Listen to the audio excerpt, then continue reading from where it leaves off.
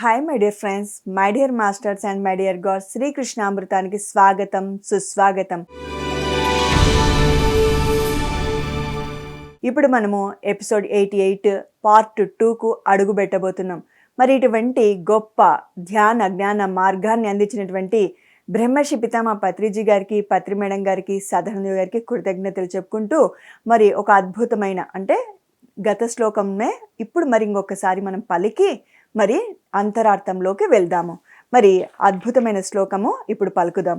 భగవద్గీత 9వ అధ్యాయము 21వ శ్లోకము. తేతాం భుక్త్వా స్వర్గలోకం విశాలం క్షీణే పుణ్యే మర్త్యలోకం విశంతి ఏవం త్రయీధర్మమను ప్రపన్నః గతాగతం కామకామా లభంతే. చిన్న చిన్న పదాలతో పలికిస్తాను, శ్రద్ధగా పలకండి. తేతం భుక్త్వా స్వర్గలోకం విశాలం క్షీణే పుణ్యే మర్త్యలోకం విశంతి ఏవం త్రైధర్మా మనుప్రపన్నా ఘతాఘతం కామకామా లభంతే. మరి ఎవరైనా పార్ట్ 1 చూడకపోయింటే పార్ట్ 1 చూసి ఎపిసోడ్ 88 చూసి పార్ట్ 2 చూస్తేనే మీకు క్షుణ్ణమైన జ్ఞానము లభిస్తుంది. ఎందుకంటే ఈ శ్లోకం చాలా ఇంపార్టెంట్. మనము ఈ భూలోకంలో అనుభవిస్తున్న బాధలకు కష్టాలకు కారణమేమి, మరణించిన తర్వాత ఎక్కడికి పోతామో, అక్కడ ఏమి జరుగుతుంది, అక్కడ స్వర్గం అంటేమి నరకం అంటేమి, మరి అక్కడ నుంచి మరి భూలోకానికి ఎందుకు వస్తాము, ఈ సర్కిల్లో నుంచి జనన మరణ చక్రం నుంచి విడబడాలంటే ఏం చెయ్యాలి అనేది ఈ శ్లోకం యొక్క మూలార్థము. మరి ఈ మూలార్థాన్ని సంపూర్ణంగా మీరు జ్ఞానం తెలుసుకోవాలంటే ఈ 2 భాగాలను శ్రద్ధగా మీరు వింటే మీకు అద్భుతమైన శ్రీకృష్ణ పరమాత్మ మనకిచ్చినటువంటి జ్ఞానము అర్థమవుతుంది. ముందు మన జీవితానికి అన్వయించుకున్నప్పుడే కదా సార్థకత. మన కళ్ళ ముందు మంచి బ్రేక్ఫాస్ట్ ఉంది, పూరి చోలే మసాలా ఉంటే సరిపోతుందా, తింటే సరిపోతుందా? తింటేనే కదా మనకు తృప్తి. అలానే జ్ఞానము వినాలి. ఎందుకు తెలియదు కదా, ఫస్ట్ వినాలి. మనం ఆరోగ్యంగా ఉండాలి, బాగా నవ్వాలి, పనులు చేసుకోవాలి అంటే ఆహారం తినాలి అని తెలుసుకుంటే సరిపోయిందా? తినాలి. అలా ఫస్ట్ మనము ఆత్మజ్ఞానం తెలుసుకుంటున్నాం. ఎలా ఉండాలి, ఎలా ఉండకూడదు, స్వర్గం అంటేమి నరకం అంటేమి, ఎందుకు పుడుతున్నాం, ఎందుకు చేస్తున్నాం, ఈ జనన మరణ చక్రం నుంచి విడబడాలంటే ఏం చెయ్యాలి, అవన్నీ శ్లోకంలోని మనకి బాగా అర్థమయ్యేటట్లు శ్రీకృష్ణ పరమాత్మ చెప్పినాడు. విన్నాక మరి నెక్స్ట్ మన పనేమి? మననం. శ్రవణం అయిపోయింది, మననం అంటే వాటి గురించి పదే పదే గుర్తు చేసుకుంటూ ఉండడం. ఓహో, ఈ విషయం ఈ విధంగానా, ఇలా అర్థం చేసుకోవాలనా, ఈ విధంగా నేను అధిగమించాలనా అని తెలుసుకొని ఆచరిస్తే అయిపోయింది, మన జన్మ ధన్యమవుతుంది. మరి ఆ విషయాలన్నీ మనం తెలుసుకోబోతున్నాం ఇప్పుడు. ఓకే, పార్ట్ 1 చూసేశారు కదా, ఇప్పుడు పార్ట్ 2 మనం చెప్పుకుంటున్నాం. మరి ఏమని చెప్పుకున్నామంటే ఒక్క స్టెప్ ముందుకు వెళ్ళి వెనక్కి వస్తాను అంటే మీకు బాగా గుర్తుకొచ్చేస్తుంది. ఆత్మ ఏమని చెప్పుకున్నాము గత శ్లోకంలో? త్రివిధ ధర్మాలున్నాయి అని చెప్పుకున్నాం. ఆ త్రివిధ ధర్మాలేమి? శరీర ధర్మం, సంఘధర్మంలోనే మిళితమై ఉంటుంది కుటుంబ ధర్మం, ఆత్మధర్మము. గత శ్లోకంలో శరీర ధర్మం గురించి కూలంకషంగా చర్చించాము, సంఘధర్మం గురించి కూలంకషంగా చర్చించాము. అట్ ది సేమ్ టైం శరీర ధర్మం చెప్పుకున్నాక కుటుంబ ధర్మం చెప్పాము. కుటుంబ ధర్మంలో పాటు భాగంగానే సంఘధర్మం గురించి వివరించాను. మరి ఇప్పుడు అద్భుతమైనది విషయము, ఇంతవరకు ఆత్మ ఉందనేది మనకు ఒకటి తెలియదు. మరి ఆత్మకంటూ ఒక ధర్మం ఉంది. ఆ ధర్మం ఏం తెలుసుకోవాలి. ఆ ధర్మం ప్రకారమే అంటే ఆ ధర్మము ప్రకారమే, అధర్మం అని కాదు దాని అర్థము. ఆ ధర్మము ఏ ధర్మము? ఆత్మధర్మం ప్రకారమే మనము నడుచుకోవాలి. అలా నడుచుకోకున్నాం కాబట్టే మనకి ఇన్ని బాధలు, ఇన్ని కష్టాలు, ఎందుకు పుడుతున్నామో, ఎందుకు చేస్తున్నామో, ఎందుకు ఈ తారతమ్యాలో ఏమీ అర్థం కాకుండా గందరగోళంగా ఉంది మన జీవితం. ఇప్పుడు తెలుసుకుందాం ఆత్మధర్మం గురించి. చూడండి, అయితే ఆత్మ గురించి తెలుసుకోలేదు కనుక, ఆత్మజ్ఞానం పొందలేదు కనుక మళ్ళీ జన్మించాల్సి వస్తుంది. మరి ఈ జీవాత్మకు పూర్ణాత్మ పొందేది, జన్మ రాహిత్యం పొందేది ఎప్పుడయ్యా అంటే ఆత్మజ్ఞానం పొందాలి. ఆత్మజ్ఞానం పొందకపోతే మళ్ళీ జన్మించాల్సి వస్తుంది. మరి ఈ రాకడ పోకడలకు వదిలించుకోవాలంటే ఈ జననం వద్దు, ఈ మరణం వద్దు, తల్లి గర్భంలో ఆ నరకం వద్దు, పుట్టినాల నుంచి స్కూళ్ళు, కాలేజీలు, ఈ కాంపిటీషన్, ఉద్యోగాలు వచ్చి రాక, వ్యాపారాలు జరిగి జరగక, రైతులు పంటలు పండక ఈ బాధలన్నీ వద్దు. స్త్రీగా కష్టాలు, పురుషుడిగా కష్టాలు, ఎద్దు ఎవరు వద్దు, ఆడవద్దు, మగవద్దు, అసలు పుట్టడమే వద్దు అనేటోళ్ళు సమాజంలో ఎంతో మంది ఉన్నారు. వద్దు వద్దు అనుకుంటే సరిపోదు. ఏం తెలుసుకోవాలి? భగవద్గీత చదవాలి మాస్టర్స్, మై డియర్ ఫ్రెండ్స్. అప్పుడు మనం బయటపడతాము. మరి ఇక్కడ చెప్తున్నారు, ఏమని చెప్తున్నారంటే మళ్ళీ మళ్ళీ ఆత్మజ్ఞానం పొందకపోతే మళ్ళీ జన్మించాల్సి వస్తుంది. మరి రాకడ పోకడలను వదిలించుకోవాలంటే ఏం చేయాలంటే ఆత్మధర్మం అన్నది సరిగ్గా నిర్వర్తించాలి.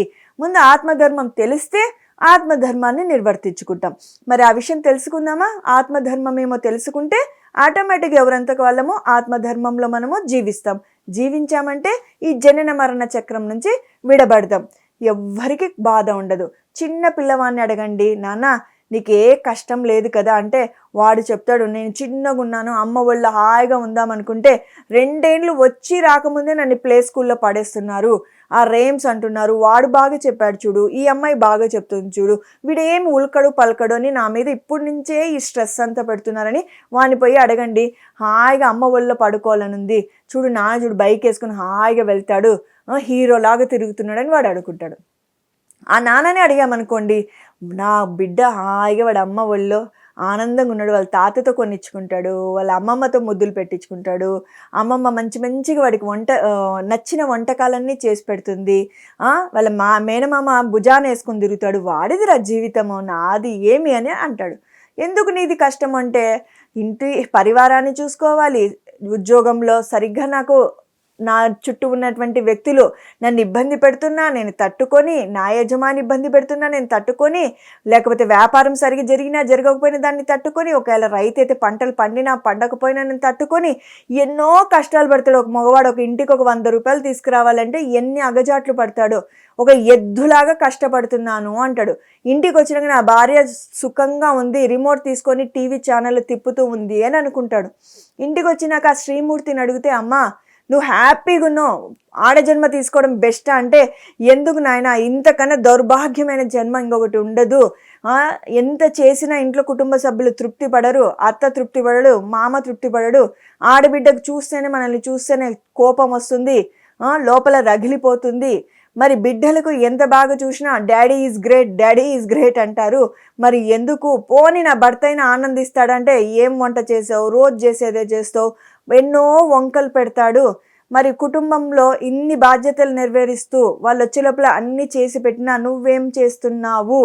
వారు వెళ్ళినప్పటి నుంచి వాళ్ళు వెళ్ళడానికి నేను రన్నింగ్ చేస్తా, వాళ్ళకన్నా ముందు ఒక 2-3 గంటల ముందు లేసి, వారు వెళ్ళేంత వరకు వాళ్ళ క్యారీలు సర్దడం, బాక్సులు సర్దడం, వాళ్ళకి టయానికి ఫుడ్ అరేంజ్ చేయడం చేస్తా. వాళ్ళు నచ్చక తినకపోతారు, అది బాధను భరిస్తా. మరి వాళ్ళు వచ్చే లోపల రేపటికి ఏమేం కావాలనో అన్నీ సిద్ధం చేసుకుంటా. సాయంకాలానికి వారికి రుచికరంగా చేయడానికి సిద్ధం చేసుకుంటా. పని వాళ్ళు వస్తే పని చేయించుకుంటా. ఎవరైనా ఇంటికి వచ్చి సమాధానం చెబుతా. పాలోళ్ళు పనోళ్ళు వాళ్ళకి కావాల్సిన సపర్యలన్నీ చేసి పెడతా. పోపించుకోవడం, పాలైతే వేడి చేసుకోవడం, తోడు పెట్టుకోవడం, ఒక పనేనా మేడం అని అంటారు. ఇలా ఒక్కటి కాదు, ఇంట్లో మగవారు పొద్దున్న నుంచి రాత్రి వరకు ఉంటే, నా హస్బెండ్ ఒకసారి అన్నారు, మీరేదో ఫ్రీగా ఉంటారనుకుంటాము, పొద్దున్న నుంచి సాయంకాలం లోపల కనీసం ఒక 10-15 మంది మీకు బెల్ కొట్టి ఏదో ఒక దానికి చందాల కోసమో, ఏదైనా అడ్రస్ తప్పిపోయొచ్చో, పోస్ట్ మ్యానో, పని మనిషి, చాకలమ్మ, ఇలా ఎంతమంది ఎన్ని రకాలుగా వచ్చిపోతుంటారు, మీరేం ఫ్రీగా ఉండరు అంటే అన్నీ చూస్తూ ఉంటారు కదా. చూడనప్పుడు ఏమనుకుంటారు, ఈమెకి ఏమీ పని లేదు అనుకుంటారు. ఈ స్త్రీ ఏమనుకుంటుంది, నా భర్త చూడు స్వేచ్ఛ స్వతంత్రాలు ఉన్నాయి, హాయిగా లైఫ్ని ఎంజాయ్ చేస్తున్నాడు అని ఆమె అనుకుంటుంది. మరి వీళ్ళందరూ కలిసి ఏమనుకుంటారు, మా మామ అత్త మేలు హాయిగా ఉన్నారు, అన్ని బాధ్యతలు తీరిపోయి అంటారు.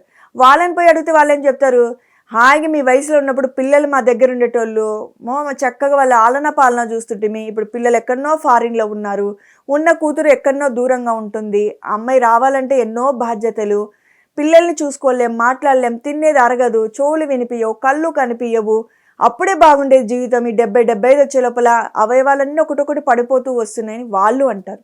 మరి చూసారా, స్త్రీకి తృప్తి లేదు, పురుషుడికి తృప్తి లేదు, ముసలి ఆయనకు తృప్తి లేదు, చిన్నపిల్లవాడికి తృప్తి లేదు. అందుకోసం మనం ఏమని కోరుకుంటుంది ఆత్మ, ఈ జనన మరణ చక్రం నుంచి విడబడాలా అనుకుంటుంది. మరి విడబడాలా అనుకుంటే సరిపోతుందా?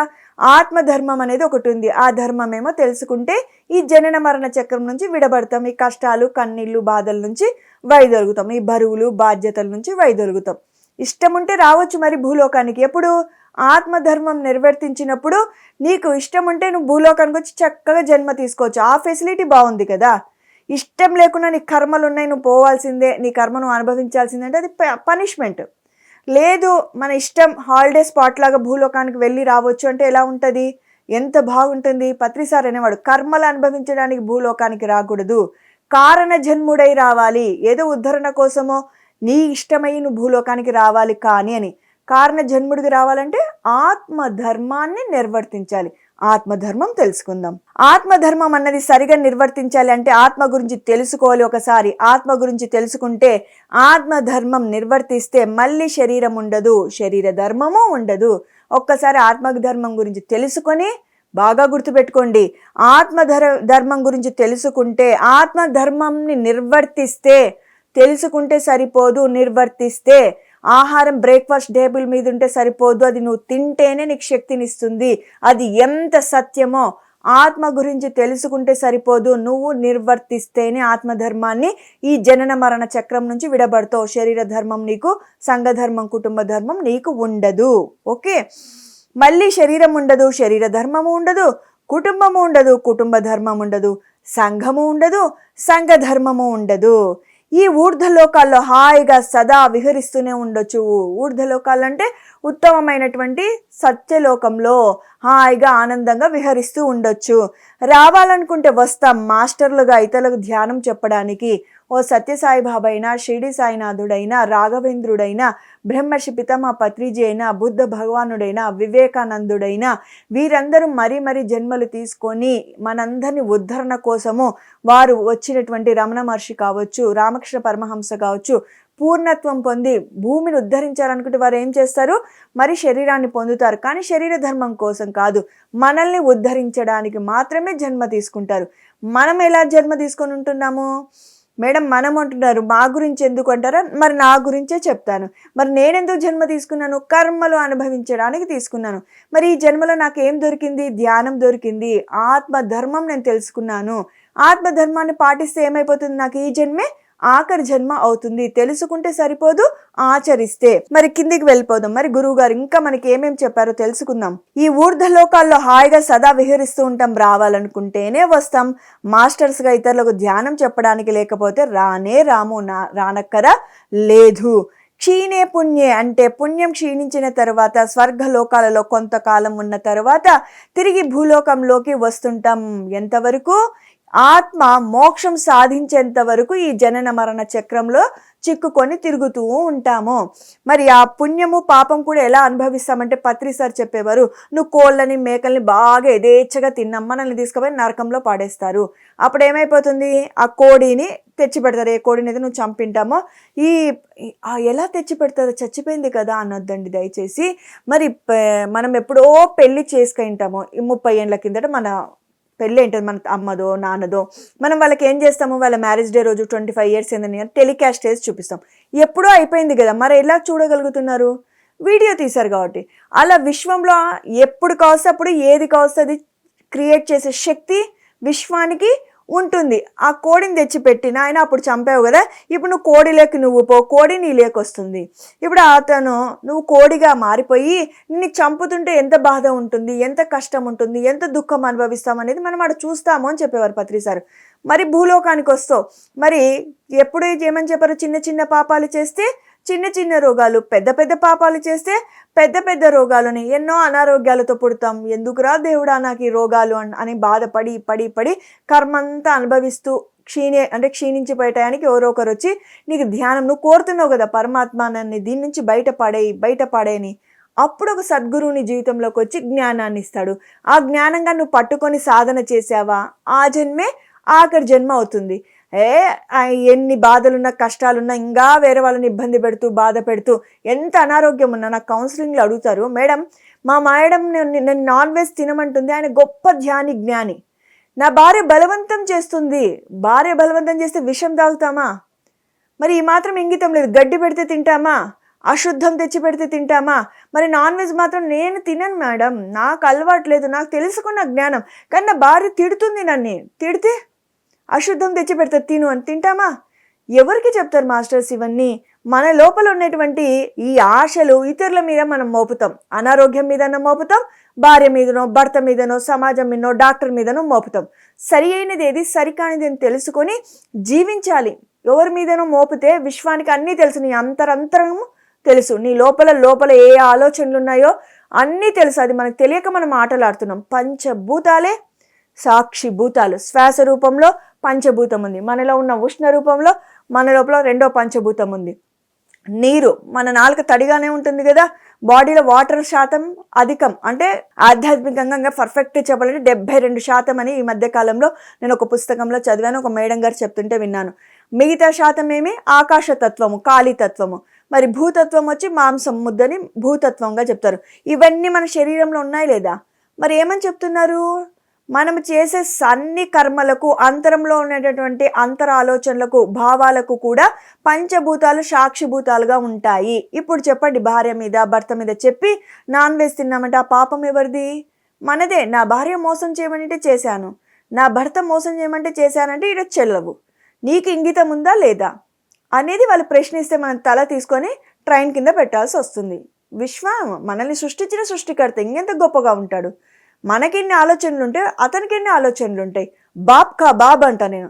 ఓకే, తాతకు తాత, తండ్రికి తండ్రి లాంటోడు. మరి ముందుకు వెళ్దామా మై డియర్ ఫ్రెండ్స్? తిరిగి భూలోకంలోనికి వస్తుంటాం ఎంతవరకు? ఆత్మ మోక్షం సంపాదించేంత వరకు.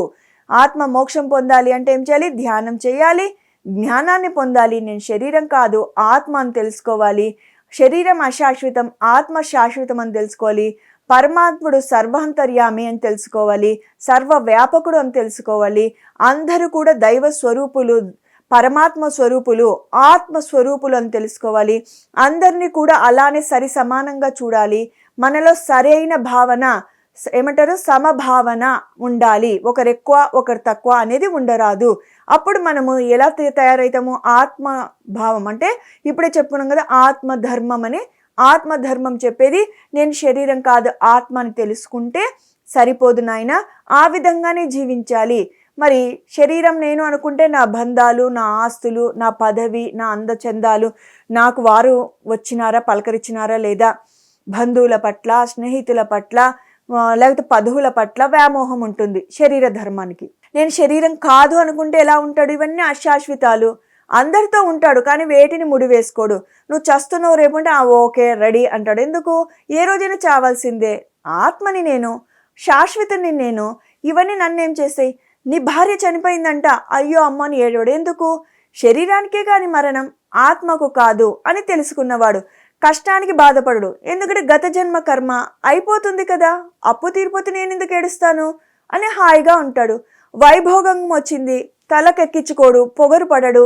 ఎన్ని రోజులు ఉండాలో అన్ని రోజులు ఉంటుంది. ఏదో ఒక రోజు ఇది నా దగ్గర నుంచి మాయమవుతుంది, ఖర్చు అయిపోతుంది. నేను అహంకారిగా ఉండరాదు, కృతజ్ఞతగా ఉండాలి భగవంతునికి, నా తల్లిదండ్రులకు అని ఆ స్థితి. ఆత్మధర్మం అంటే ఈ విధంగా ఇటువంటి స్థితిలో ఉంటుంది. శాశ్వతమేది, అశాశ్వతం అనేది తెలుసుకొని అశాశ్వతాల పట్ల వ్యామోహం పెంచుకోదు. శాశ్వతత్వం వైపు సాధన చేస్తూ జ్ఞానం పొందుతూ, పొందిన జ్ఞానాన్ని పంచుతూ చిట్ట చివరికి జనన మరణ చక్రం నుంచి విడబడుతుంది. ఇది అయ్యా ఆత్మధర్మం అంటే. మరి ముందుకు వెళ్దామా? ఈ శ్లోకం ప్రకారము ఆత్మ మోక్షం సంపాదించేంత వరకు గతాగతం అంటే గత అగత, గతాగతం శ్లోకంలో ఉంది కదా, గతాగతం కామ కామ లభంతే అని.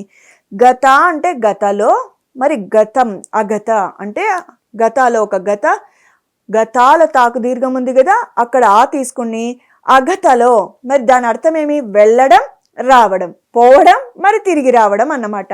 స్వర్గలోకాలకు వెళ్ళడం, తిరిగి అక్కడి నుంచి రావడం అన్నమాట. పోతాం, పాపపుణ్యాలను అనుభవిస్తాం, మరి భూలోకానికి వచ్చి ఏ ఏ పాపపుణ్యాలను మరి ఇక్కడ అనుభవించాల్సి వస్తుంది. కామ కామ అంటే కామ అకామ పద విభజన జరిగింది. కోరికల వల్ల, మరి కోరికలను అధిగమించడం వల్ల అని అర్థము. కోరికలు వచ్చిన భూమి మీదికి ధ్యానం చేస్తూ జ్ఞానాన్ని పొందుతూ, ఏ జ్ఞానము? ఆత్మధర్మాన్ని నిర్వర్తిస్తూ ఆత్మ జ్ఞానాన్ని నువ్వు ఎప్పుడైతే తెలుసుకున్నావో దాన్ని ఆచరించినప్పుడు ఏమైతే కోరికలను అధిగమించుతావు. అధిగమించడం వల్ల ఏమవుతుంది, సరి అయిన కోరికలను ఆవిష్కారం చేసుకుంటావు. సరి అయిన కోరికలేమి, నేనెవరు, నేను ఎక్కడి నుంచి వచ్చాను, ఎందుకు వచ్చాను, వచ్చిన పనేమి, చేస్తున్న పనేమి, చెయ్యవలసిన పనేమి అని అర్థం చేసుకొని, నేనెవరు అంటే నేను అంశాత్మను, ఎక్కడి నుంచి వచ్చాను, పూర్ణాత్మ నుంచి వచ్చాను, సర్వాత్మ లేక మూల చైతన్యం నుంచి వచ్చాను. Very good. మరి వచ్చిన పనేమి, నేను పూర్ణాత్మగా ఎదిగి వెళ్ళడము. మరి చేస్తున్న పనేమి, ఈ మాయలో పడిపోయాను, అన్నీ సర్ది పెడుతున్నాను, దాచుకుంటున్నాను, దోచుకుంటున్నాను, ఏదో వీళ్ళందరూ శాశ్వతం అన్నట్టుగా జీవిస్తున్నాను.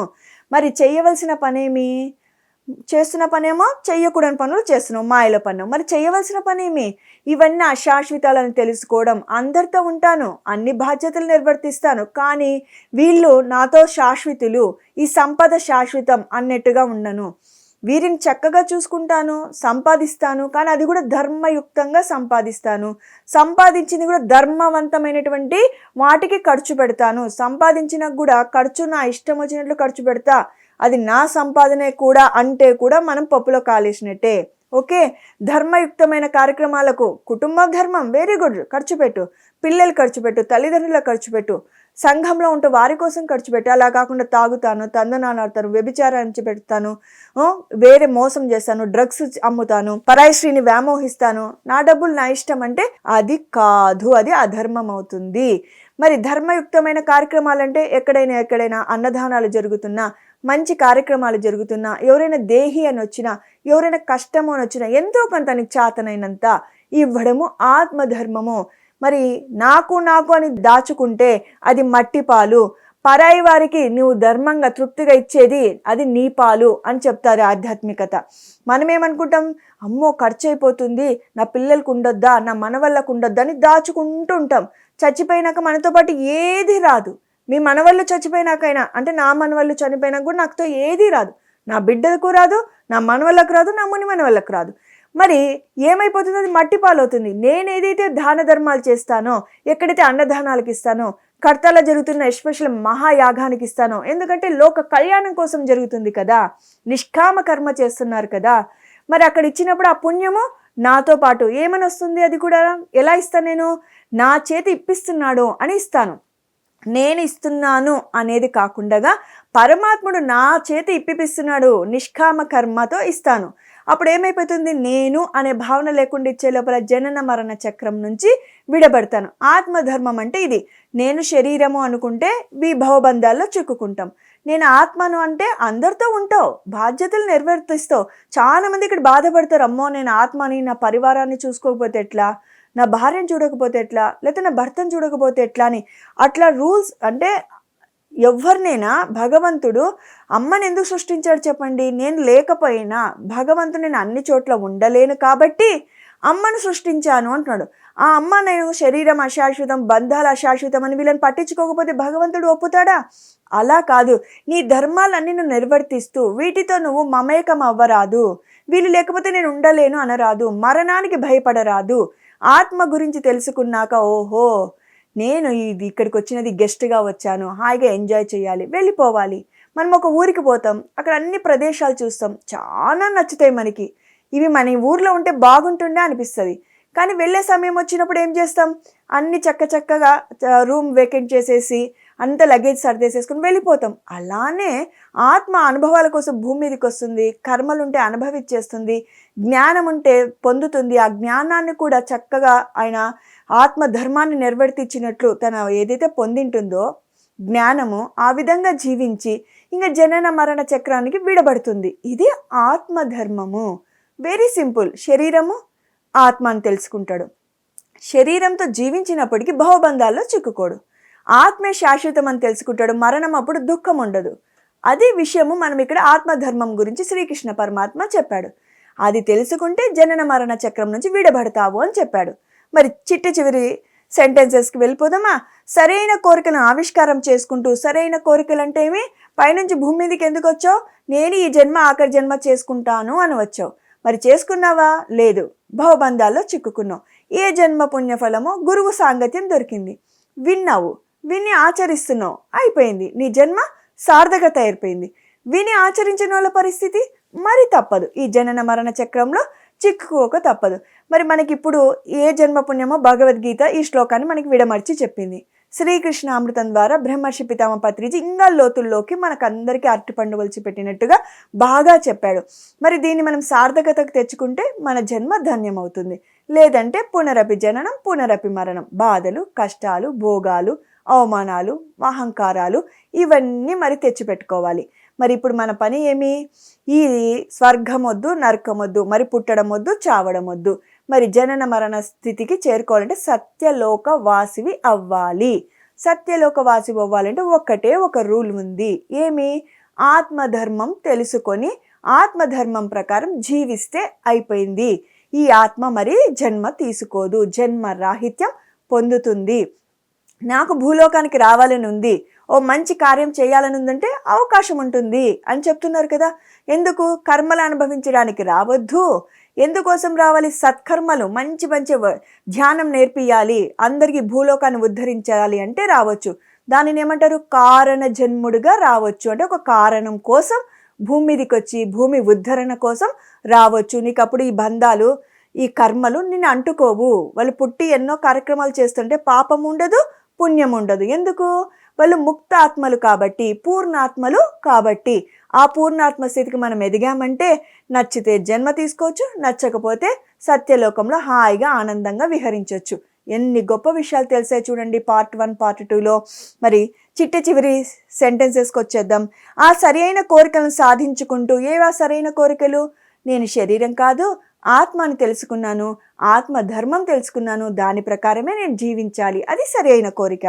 మరి ఆ భూలోకాలకు మాత్రమే సరి అయిన కోరికలను అధిగమిస్తూ ఉండాలి కూడా. మరి భూలోకంలో ఎలా ఉంటుంది అంటే రూల్స్ రెగ్యులేషన్స్ మనం బ్రేక్ చేస్తే మరి జన్మ తప్పదు. అలా కాకుండా ఏదైతే జ్ఞానం పొందినామో ఆ జ్ఞానం ప్రకారం జీవిస్తే, మరి పత్రి సారు కడతాల్ని డెవలప్ చేశారు, బెంగళూరుని డెవలప్ చేశారు, పిఎంసి ఛానల్ని తెచ్చిపెట్టాడు. నేను వెళ్ళానని మొరాయించాడా? హ్యాపీగా వెళ్ళిపోయాడు. నా పని అంతా అయిపోయింది. ఈ భూమండలాన్ని ధ్యానమయం చేయాలనుకున్నా, జ్ఞానమయం చేయాలనుకున్నా, పిరమిడ్మయం చేయాలనుకున్నా, అహింసామయం చేయాలనుకున్నా అని ఒక గొప్ప ఛానల్ని తెచ్చిపెట్టాడు. ఇంకా అదే పని చేసుకుంటూ పోతుంది, కుగ్రామానికి పోతుంది, ప్రతి కడపను తట్టి లేపుతుంది. ఇంతకన్నా ఏం కావాలి? ఎంత గొప్ప జ్ఞాని చూడండి, ఎంత విజన్ ఉంది చూడండి ఆ మహానుభావుడికి. ఆయన బాడీ వేకేట్ చేసి ఒక 2 సంవత్సరాల ముందు పిఎంసి ఛానల్ని డెవలప్మెంట్ చేసి, ఈ పిఎంసి ఛానల్ చాలు అన్ని దేశాలకు, గ్రామాలకు, పట్టణాలకు, ప్రతి మనిషి దగ్గరికి జ్ఞానం పోతుంది అని చేసి వెళ్ళిపోయాడు. ఇది సద్గురువులు. మరి వారి దగ్గర అంత అద్భుతమైనటువంటి ముందు చూపు ఉంటుంది. మరి అలాంటి గురువు మన గురువు అవ్వడం మనకెంత ఏ జన్మ పుణ్యఫలమో కదా. వింటే సరిపోదు మాస్టర్స్, ఆచరిద్దాం. ఆచరించడం పెద్ద కష్టం కాదు. ధ్యానం చేస్తూ ఉంటే, మనం అంతర్ముఖులం అవుతూ ఉంటే, మనం ఆత్మతో సమయం గడిపినప్పుడు ఈ మాంసపిండం మంత్రపిండం అవుతుంది, ఈ మానవుడు మాధవుడు అవుతాడు. మనం తెలియకుండానే అద్భుతంగా మాట్లాడతాం, అద్భుతమైన చేష్టలే చేస్తాం. ఏదైతే జ్ఞానం వినింటామో అదే ఆచరిస్తాం. చెయ్యాల్సిందంతా రోజు ధ్యానం చేయాలి, స్వాధ్యాయ సజ్జన సాంగత్య చేస్తే ఖచ్చితంగా ఈ మానవుడు మాధవుడుగా విరాజిల్లుతాడు, జన్మ రాహిత్యం పొందుతాడు, కారణ జన్ముడుగానే భూమి మీదకి వస్తాడు, కర్మలు అనుభవించడానికి భూమి మీదకి రాడు. ఇది సంపూర్ణ జ్ఞానం మనం ఈ శ్లోకం నుంచి మనం తెలుసుకునేది. ఓకే మై డియర్ ఫ్రెండ్స్, మరి ఇటువంటి అద్భుతమైన విషయాలు తెలుసుకోవాలంటే ఖచ్చితంగా శ్రీకృష్ణ అమృతాన్ని వీక్షించండి. పిఎంసి ఛానల్లో వస్తుంటుంది. భగవద్గీతను రోజు పారాయణం చేయాలి, చివరి శ్వాస వరకు. ఎన్నిసార్లు చదువుతూ ఉంటే అంత జ్ఞానం మనం లభించుతుంది. ఏదో ఎప్పుడో ఒకసారి చదివితే మాత్రము అప్పటికి బాగుంటుంది, మరి కింద పడిపోతాం. అందుకని దినచర్యల భాగం కావాలి. 2 శ్లోకాలు నన్ను అడిగితే 5 నుంచి 10 నిమిషాలే పడుతుంది. మీరు చదవంగా ఇంకా లోతుల్లోకి వెళ్ళి ఇంకా మంచి జ్ఞానాన్ని పొందుతారు, అదే విధంగా జీవిస్తారు. ఎంత లాభం అంటే మరి లెక్క కట్టలేనంత లాభం పొందుతారు. జన్మ రాహిత్యం పొందాలంటే భగవద్గీత శరణం.